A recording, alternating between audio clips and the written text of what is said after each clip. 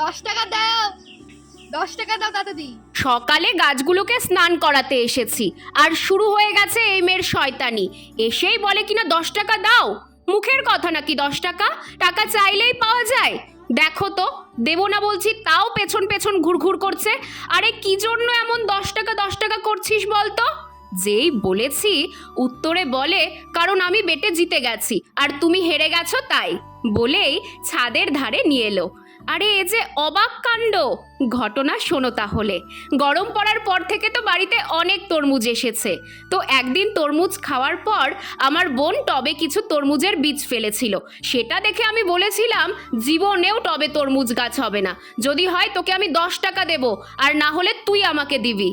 আর আজ এই 1 মাস পর শুধু সেই তরমুজের বীজ থেকে গাছই হয়নি, সেই গাছে আবার ফুলও চলে এসেছে। সকাল সকাল 10 টাকা চলে গেল ভগবান।